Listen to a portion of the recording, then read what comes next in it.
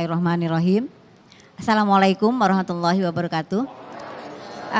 Saya mau bertanya dengan Ustazah Syifa. Assalamualaikum Ustazah. Waalaikumsalam warahmatullahi wabarakatuh. Saya Holila dari MTM Al Hidayah, Bukit Cimanggu City. Izin bertanya Ustazah. Mangga. Berdasarkan penjelasan Ustazah tadi mengenai merdeka lahir batin, bagaimana seorang perempuan memaknai kemerdekaan itu khususnya bagi laki-laki yang masih menerapkan sistem patriarki, Ustazah. Patriarkinya yang gimana dulu, Bu? Suami di rumah patriarki? Enggak, alhamdulillah. Jadi ini bukan curhatan ya. Mungkin curhatan dari orang lain ya. Ada orang yang masih suaminya tuh menerapkan sistem patriarki di rumah. Jadi ada dua istilah nih, ada patriarki, ada feminisme. Patriarki itu apa? Ada seorang laki-laki suami, dia nggak mau saling pembagian peran. Mah, pokoknya papa mah nyari nafkah, urusan rumah, ngurus anak, urusan mama semua. Itu suami yang patriarki. Begitu ya Pak ya bahasanya ya. Ada perempuan yang feminis. Dia pengennya setara gender. Kalau papa kerja, mama kerja juga.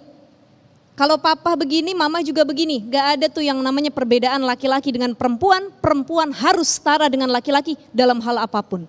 Maka banyak perempuan yang ketika di luar rumah punya jabatan, punya popularitas, punya harta banyak. Masuk rumah dia lupa peran utamanya, fitrahnya. Sebagai apa? Makmum.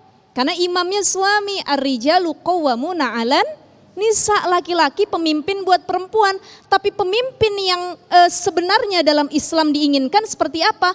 Pemimpin yang layaknya Rasulullah SAW. Pemimpin yang tidak patriarki, otoriter, wah semua serba istri. Pokoknya baju kudu istri yang ambilin, anduk kudu istri yang beresin, makan istri, semua istri, dan istri dijadikan layaknya khadimah, pembantu. Makanya ada yang bilang istri kadang-kadang curhat ya Bu ya, tapi mudah-mudahan ibu sini gak ada yang begitu ya. Papa itu jadikan mama istri apa pembantu sih? Karena kalau sekedar pembantu gak usah nyari istri, nyari orang yang beberes rumah kelar. Nyari babysitter kelar, tapi istri itu adalah relasi. Apa relasi? Teman hidup, kawan. Kalau kita senang dia senang juga, jadi suami yang gak patriarki itu, dia itu tahu fungsi peran dirinya dan istrinya. Ada ikut andil dalam membangun rumah tangga. Grow together kalau bahasa orang Cimanggunya. Apa Bu? Tumbuh bareng-bareng yuk, kita tahu peran masing-masing. Mahakuz zauj ala zaujah, apa hak suami, kewajiban istri. Apa kewajiban suami jadi haknya istri. Tahu, termasuk dalam pola pengasuhan anak. Makanya ada istilah al-ummu madrasatul ula, ibu sekolah buat anak-anaknya. Ada lanjutannya.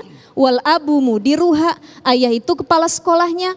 Jadi sekolah itu tidak akan melahirkan generasi yang baik kalau nggak dipimpin oleh seorang kepala sekolah yang luar biasa. Makanya kolaborasinya harus epik. Ayahnya bikin kurikulum, istrinya, ibunya ngedidik anaknya. Jadi saling tahu, jangan nyampe rumah main handphone, nyampe rumah ngegame, istri bodoh amat ditengok enggak, anak ditengok enggak. Nah ini model suami yang patriarki. Cara menghadapinya adalah nasihati dengan baik. Suami itu letaknya di harga diri. Jadi nggak bisa tuh menggurui suami, nasihatin kamu ya, baru pulang, sini duduk lu ya. Ada yang pengen mama bicarakan, kata suami, emang rumah kagak nyaman bener. Model istri kayak kuntilanak katanya. Tiap pulang ngomel mulu. Maka suami itu harus dinasehatinya dengan cara dirayu dan diangkat dulu. Ayah tampan. Tidak ada yang mengalahkan ketampanan ayah di dunia ini.